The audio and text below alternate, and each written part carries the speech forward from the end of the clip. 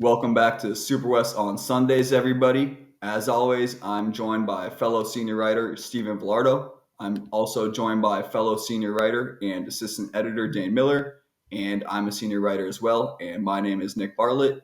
And the three of us make up SuperWest on Sundays. So, as always, we're going to break down 4 college football games from the previous week, give you our players of the week, and see wherever else the conversation takes us. Truly. So with that, the first game of the week was USC Utah, and straight up, I want to pull up my glasses and be smart from the get go here and really pull up some stats. This is a really good game. So before I hop into my actual deep kind of insight here, I just want to say you're looking at the way the Utes played. You got Bryson Barnes coming in throwing for 235 yards, 3 touchdowns. We'll probably talk about him a bit later.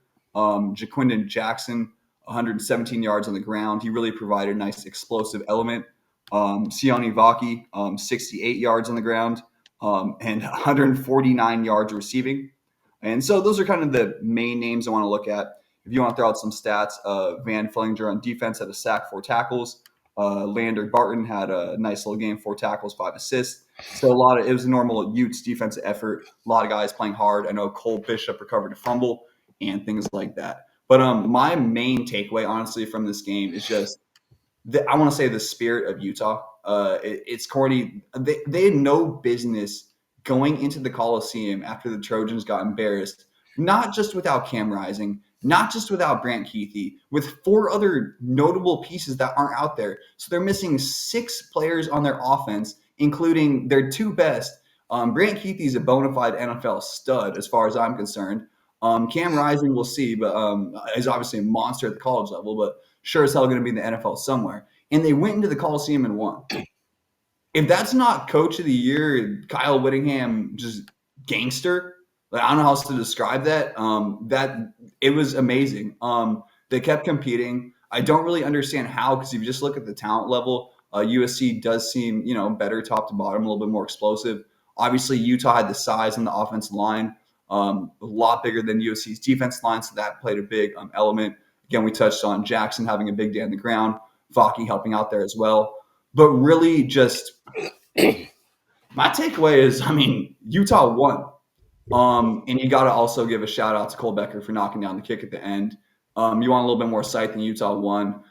This is a team now going forward that you have to take seriously. You put them up there with the Oregons, the Washingtons, and I counted this team out. I thought they were done this week without Cam Rising, and yet again they do it. They do it with a backup quarterback, 3rd-string quarterback, really, because Nate Johnson was the guy. He just didn't get it done. And the Bryson Barnes story is amazing. This guy was working a second job, I believe, at like a hardware store. And I think we'll touch more on him later again. And now he went into the Coliseum, and in the words of Cam Rising, is a Trojan killer.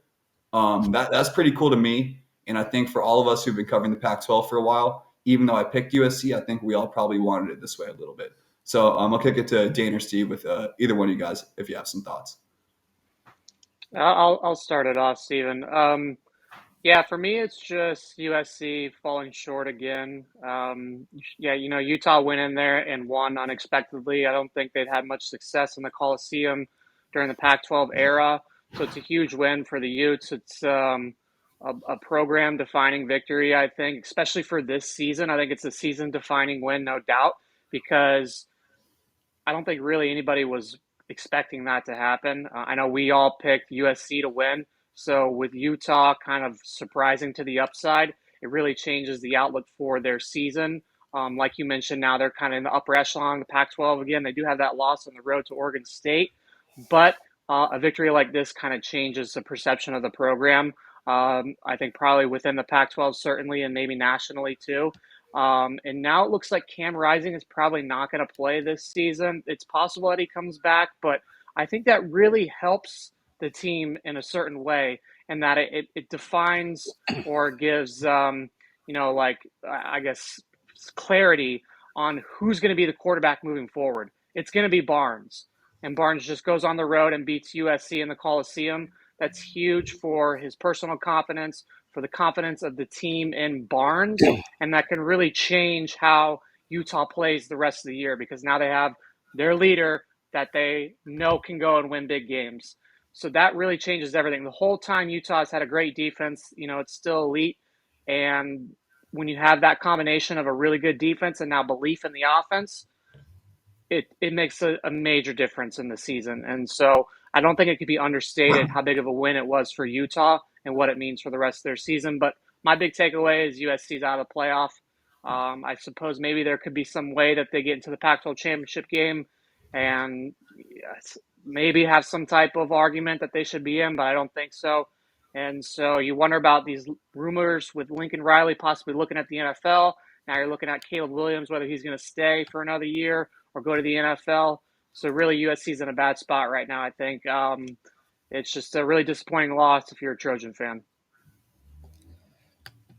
Yeah, I mean, and I will kind of spin it before I get into it too much more. It's definitely disappointing, and I mean, USC still controls their own fate as far as the Pac-12 goes. I mean, they've got Washington and Oregon both on the schedule. Washington coming to the Coliseum on November 4th, and then the week after they travel to Eugene, and then the other two games are UCLA and Cal. So, from USC's point of view, win out and you got a one loss, and you're playing your way right back into a chance at the Pac-12 title. I don't think that's going to happen, but I mean, in theory, at least that's the outlook that they kind of have to take. That they have these two losses, but they're still right there, and if they can win out, then everybody else will have at least one loss in there too. Obviously, they wouldn't have the tiebreak against Utah, but they'd have it against some other teams. So depending how it played out, they'd have it over. I mean, if they won out, obviously they'd have it over Washington and Oregon, and Oregon would have two losses then too. But yeah, Bryson Barnes is just a great story. I think it was Lowe's or something. I think that I saw that. But yeah, and he got the scholarship this year. And didn't have to go to work part time like the whatever it was to make ends meet. I think that's just a great story. And like you guys both said, that defense is very good. The offense, again, we can talk about, is it USC's defense kind of letting them down again? But either way, the fact that Utah's offense finally was able to get a spark and get something moving forward, that's just huge for them because they just didn't really, they were deficient on offense up until this week, basically. So it was good to see them getting it going and moving the football, really. And it changes their whole season. I mean, they're kind of sneaky good. They got the one loss on the year. Not a lot of fanfare, not a lot of noise out of Utah, but they just keep on winning. And 4 in a row now against USC, just keep on going in there and beating up on USC. And talk about their schedule too. They've got Oregon and Washington and Colorado and Arizona, I believe, are their final 4 games. Not in that order, obviously, but I think it starts with they got Oregon and then Arizona State, Washington at home, and Arizona, and then Colorado. So they got the 5 games left. But so they went out, and we could be talking about them for the national playoff. Even I mean, with one loss, if they went out, they're the one loss Pac-12 champion. That could be an option right there. So they've got a lot to play for, not just in the Pac-12, but just overall because they are that good. I mean, and the loss to Oregon State, who's a good team too, but really the offense coming alive and Barnes stepping up and taking the reins as the starting quarterback this year. I think, like Dane said, it adds stability and it's moving forward. I think the bar is set high for Utah now once again, and flow under the radar all year and kind of will probably continue too. But a very good team and a good win. Yeah, and being out here in the Pacific Northwest, I mean, I feel that Oregon State.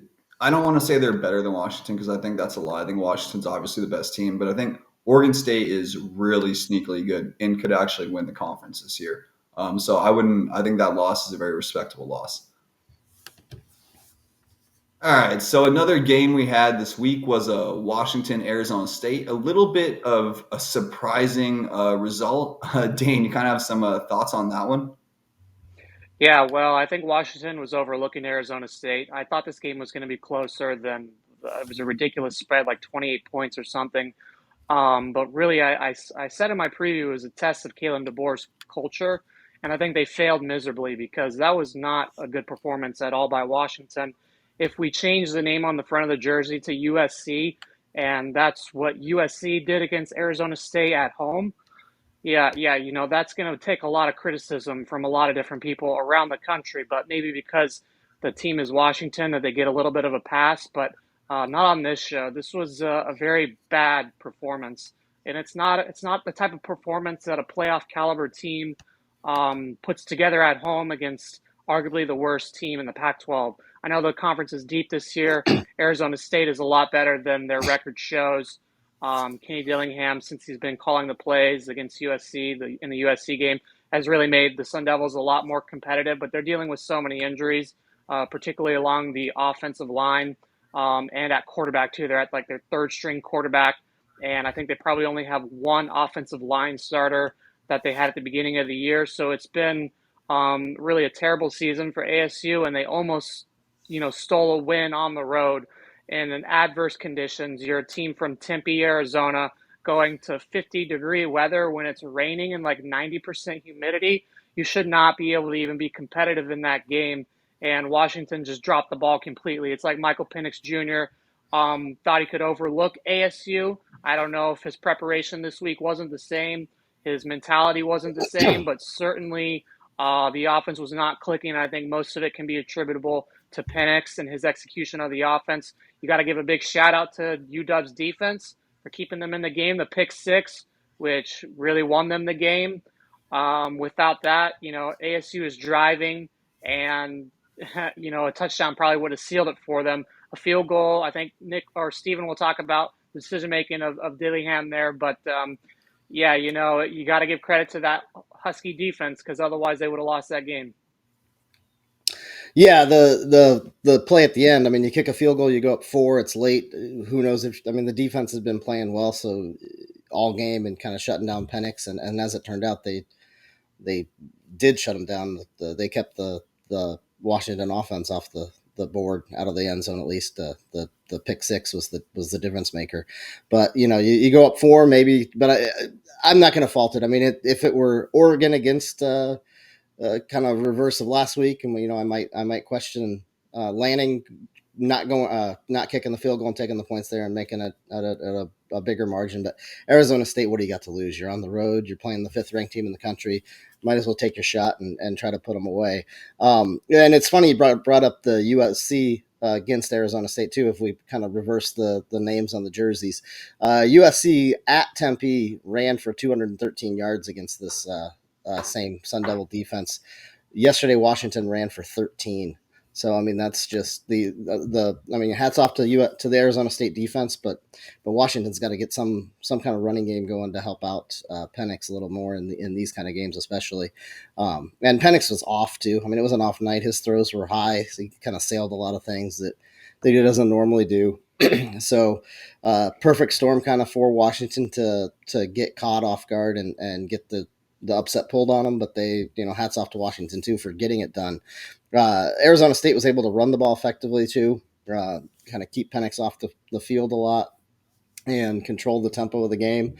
So definitely a much closer game than I think a lot of people expected. And Arizona State, like you said, they've played hard this year. I mean, they've got decimated by injuries, but they're out there playing hard and still fighting. And I think that Arizona State's going to be a good program here in a couple of years. I think they're building it the right way, but it's just a matter of getting it done. But we talked about Oregon State maybe being the better team in the last segment. You were talking about that, Nick, and I mean, maybe they are a better team than Washington. I mean, Washington's offense has obviously it's juggernaut not like, but I mean, are they how good is Washington actually in the end of it? Like, what are we going to see? I mean, Oregon had them on the ropes last week, and for all intents and purposes, kind of should have won that game in Seattle. Arizona State had them on the ropes today or last night, I guess I should say. So, I mean, who knows with their schedule coming up? They got Utah, like we said. They got USC, like we said. I think the offense should be too tough for USC to handle.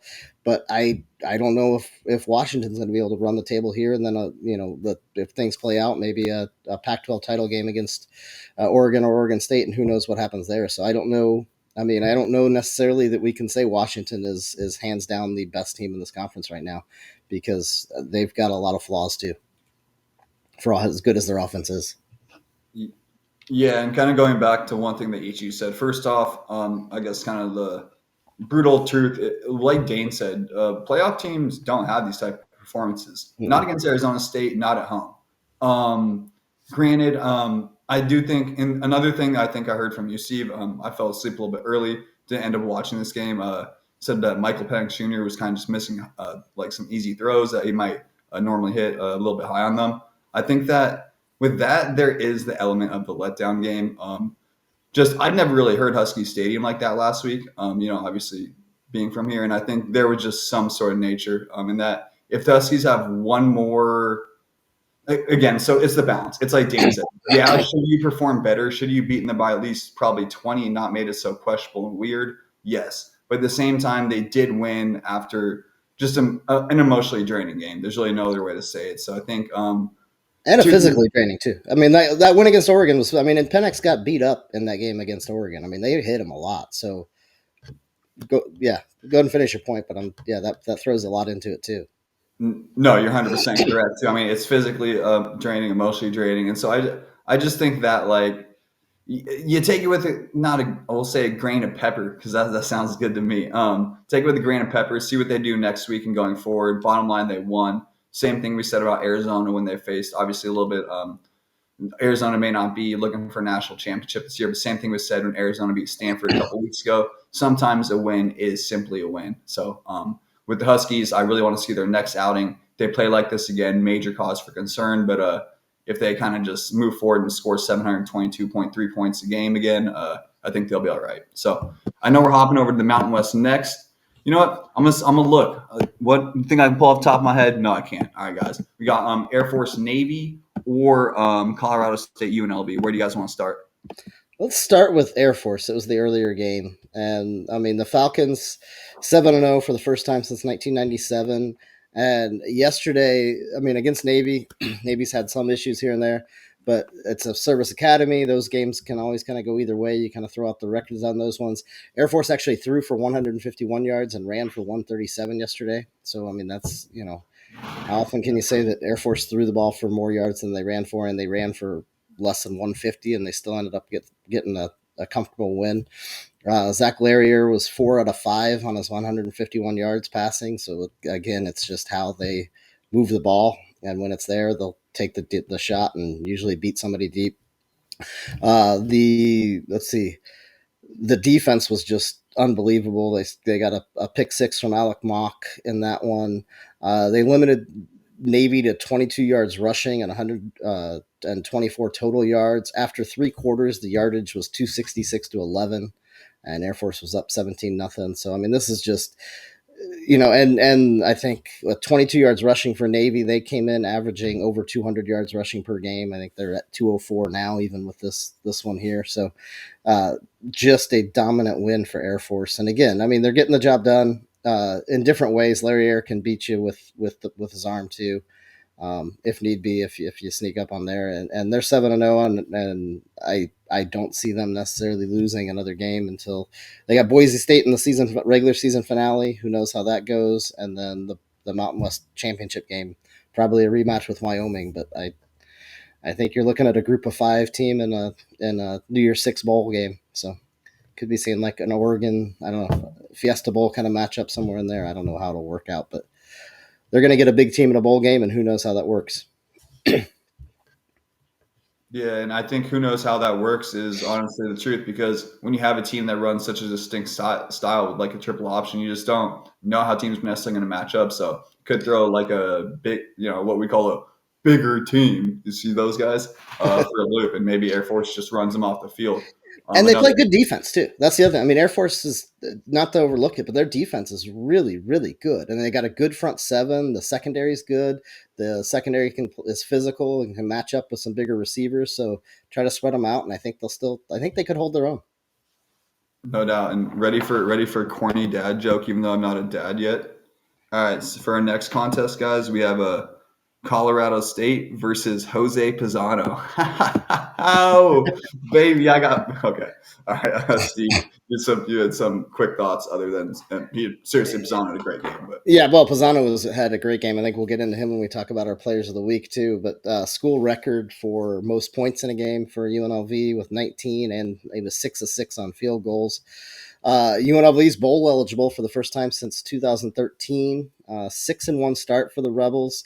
Barry Odom, first year in there. Just to let you know where this is at, the last time that a new coach won 6 of his first 7 for the Rebels was Ron Meyer when he was coaching in 1973 for UNLV. So, and that's a big deal. I mean, obviously Ron Meyer had a lot of success with SMU, and then at the pro level with the Patriots, and not so much success with the Colts when he was in Indy. But Ron Meyer, I actually didn't even know he was coached at UNLV until today. So I was today's years old when I learned that one. But Barry Odom's kind of turning that thing around, and good for them. They've got they got, even with they're under their second string quarterback too, and Jaden Mavis played well. They're able to run the ball effectively. They take their chances when they can. They're playing solid defense and getting wins. And dating back to last year, I think they've now won 6 in a row at Allegiant Stadium. So kind of building a little home field advantage there too. The back end of the schedule is going to get a lot tougher for them, so we'll see how that goes. They got some more of the Mountain West heavies coming in at the tail end of the schedule. But the important thing is they got to 6 wins, and if a bowl game's there, they're eligible for it now. So, and that's a huge deal for UNLV. Definitely, and CSU has been playing well with Fowler Nicolosi, so it's not like that's an easy win. Ever since he's taken over, they've actually been like a pretty solid team. No, 100%. And Dane, I think usually we do this later in the show. I think we covered our main 4 games, but did you want to touch on UCLA Stanford like really quickly or no? Your call. Yeah. I'll just give a shout out to Ethan Garbers for coming in and doing his thing. Chip Kelly kept this quarterback change completely under wraps. I don't think it came on Twitter, the rumors of it on Twitter, until the day of the game. So the quarterback situation at UCLA was in question all summer, and Chip Kelly was saying he's got 3 different players vying for the starting role.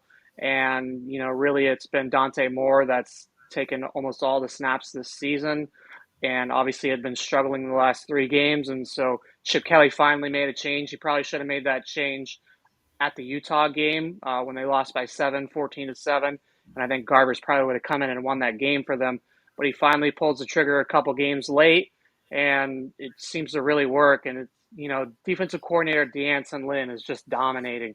There's no other words to describe what Lynn is doing in Westwood. Holding Stanford to 7 points when his offense puts up 42. When you have an offense like Chip Kelly does, and a really good defensive coordinator, that's a dangerous combination.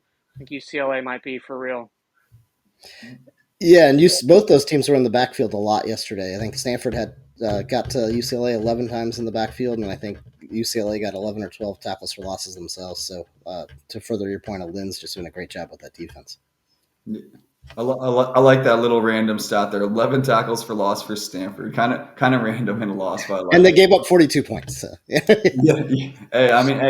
Still finding some little victories, right? And then so we got a little breakdown there of UCLA Stanford, and I'll just touch on Oregon WSU really quickly.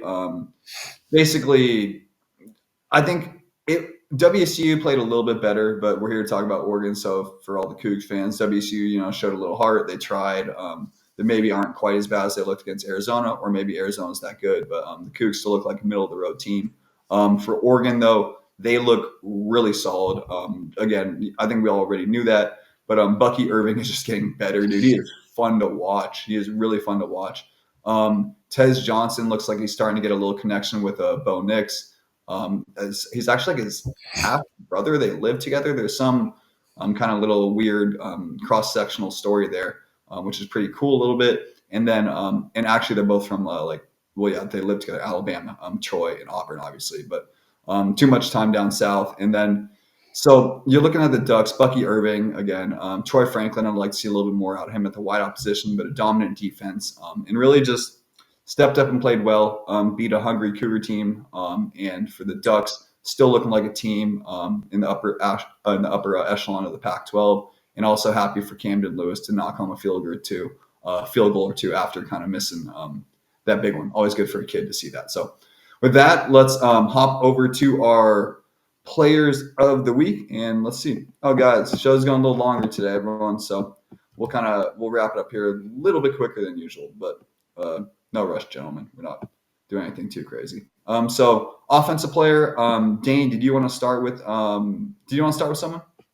Yeah, I got the Utah two-way player, running back and safety, Sion Vake, 68 yards rushing, 149 yards receiving, 2 touchdowns, and 2 tackles. When you think of two-way players in the Pac-12, you usually think of Hunter at Colorado, but I think Vake's probably, well, he might be a little bit better. Certainly, recently he's been contributing more to his team's success than Hunter has. Colorado's been losing games. Utah's been winning games. So I don't think Vake gets enough praise, not even just in the Pac-12, but also nationally. He was really the difference in that game. I think, over 200 yards from scrimmage and 2 touchdowns, and he plays defense too. So yeah, shout out Utah two-way player Sion Vake. Definitely. And before we hop to defensive, Vaki's definitely player of the week. But again, one more shout out to Bryson Barnes. Played phenomenal. And again, for a guy who's working at Lowe's, as Steve kind of reminded me earlier in the show, to really, this is what I feel college football is all about. It's not all NIL deals still. There are still some of these small town guys from West Utah working on a hog farm or from a hog farm coming into the coming in Coliseum and winning. So bottom line, Vaki is our offensive player of the week. Like Dane did probably a little bit better job than I could describe. But again, I want to just show a little love to Bryson Barnes. And defensive for you, Steve? Defensively, well, shout out to Oregon's Evan Williams. He had a big game, but I'm going to go with Jake Robinson and BYU. And basically, just to kind of sum up their entire defense, BYU was outgained by Texas Tech. Still got the big win. The defense created a TD, but Jake Robinson was kind of the big cog there. He had 10 tackles, 8 of them solo, an interception, a pass broken up. So he's my defensive guy. And then special teamers, we already talked about Jose Paisano. He's the obvious one with the game-winning field goal and 6 of 6 on field goals. And I guess freshman, I'll go with Jaden Mava of UNLV as well. He'll be our freshman of the week because they got the win, 353 passing for him, and no other freshman really stood out to me anyway. So that'll be our freshman de facto at least. And then we got team. I'm going to go with two guys real quick, Nick, on team of the week. Two teams that I wanted to touch on, just ending some losing streaks. New Mexico had the nation's longest conference losing streak at like 16 games or something like that, and they beat Hawaii pretty handedly. Dylan Hopkins had a big game for the Lobos, so good for them. And Nevada, first win since September of last year. They broke a 16-game overall losing streak, which was the longest in the nation. And they did it with a 6-0 win at San Diego State. So went into Snapdragon Stadium, shut out the Aztecs 6-0 to get the win. I don't know if it speaks more of Nevada or San Diego State, but the Wolfpack's first shutout in over 12 years as well. So I guess my team of the week might be San Diego State again then as well. Yeah, I mean, it's got to be right. You can't lose to Nevada 6-0 at home. Like Nevada is one of the worst. Nevada is the worst team in the country. Let's just put it at that. And San Diego State loses 6-0. Yeah, there's needs to be changes made there in San Diego. Yeah, I was gonna say, Steve, I liked how you're a little bit more. You're a little bit nicer to them this week, but then Dane just hits us with the cold hard truth a little bit after that. So, but yeah, my not team, or I guess my team of the week. I gotta think of something on the spot here. I guess pretty simple answer. I'll go with the Utes. Just what a game going into the Coliseum. I thought I really thought they're going to lose this game, and so I always cheer for the Utah. I like their brand of football. I like that teams still play defense and run the ball. I feel that that's a more long-term successful form for winning at all levels of the game. But bottom line, they went to the Coliseum and won. So you guys got any last thoughts, gentlemen, before I get us out of here? Nah, shout out Mish Powell, UW corner, got that pick six to win the game for them. That was a huge play. Obviously, they might have lost the game if he doesn't do that. So, you're the difference, buddy. You're the reason your team won. All right, guys. And only speaking on behalf of Nick Bartlett, not for different than Dane or Steven or SuperWest Sports. I just want to say, even though I picked USC, go Utah. That felt good for the Pac-12. Bye-bye, Trojans. In all seriousness, we respect everything you've done for the Pac-12. Obviously, LA is a huge market, but come on. You guys left us. You guys are going to be all right. You guys are going to have all the big matches with Ohio State and Penn State. You're still going to be the Flash, still going to have the celebrities, the girls, blah, blah, blah, all that. But for today, go Utes. And as a Pac-12 fan, I feel I'm personally going to enjoy this one a little bit. So for Steve, for Dane, I'm Nick, and this has been Super West on Sundays.